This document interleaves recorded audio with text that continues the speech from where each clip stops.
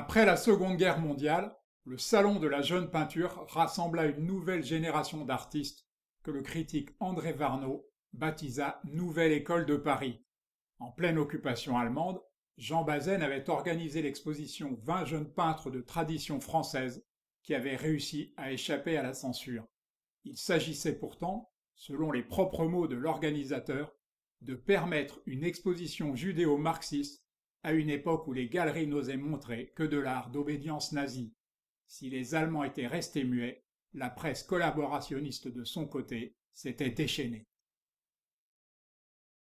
Autodidacte, Maurice Estève fréquenta les académies libres de Montparnasse et c'est cette liberté qui lui permit de passer d'un cubisme, un tantinet naturaliste, à une subjectivité rigoureusement abstraite. Né à Aubusson, c'est pourtant en Auvergne, sur la terre de ses ancêtres, que Jean Aujame trouva cette mythologie où s'évoque un vieux fond celtique, selon les mots de l'historien d'art René Huyghe, qui fut son ami. Menacé de cécité, Roger Bissière se retira dans sa maison du Lot où, aidé de son épouse, il consacra son temps et son énergie à la confection de tentures d'une saisissante et sauvage simplicité. Sa fin tragique, en se jetant dans le vide à Antibes, a grandement contribué à la légende de Nicolas de Staël, faisant de lui le parangon du dépassement de soi et de la frénésie créatrice liée à la pratique de la peinture.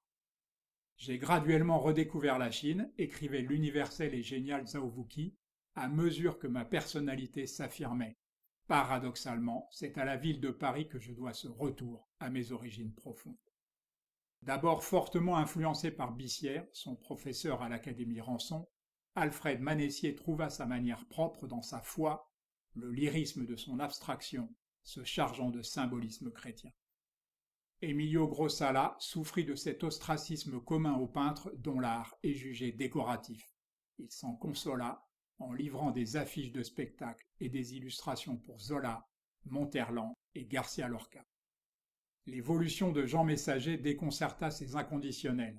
Après une période de figuration, puis d'abstraction stylisée, il délaissa le pinceau pour de larges brosses, qu'il utilisa comme aurait fait un laveur de carreaux. Le pinceau de Paul Colomb, écrivait le critique Gérald Schur, c'est trouver la palette des couleurs vives ou graves qui donne un accent personnel à l'enchantement des fenêtres ouvertes sur la ville et ses décors. Toute sa carrière, Jean-Jacques Morvan conserva ce goût pour la matière pure et la couleur sortie du tube. Si le sujet de ses premières toiles restait identifiable, il évolua vers un rendu toujours plus informel.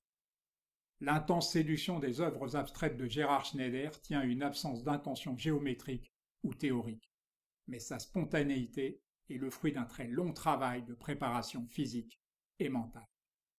À l'instar de Maurice Estève, Bernard Lorjou se forma dans les académies libres de Montparnasse, où il développa un style qui eut beaucoup de succès dans les années 1950.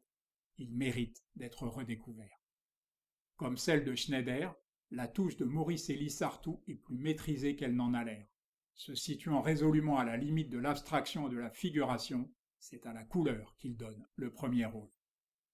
Déporté à Dachau, Zoran Music en rapporta une trentaine de dessins qui irriguèrent l'ensemble de son œuvre.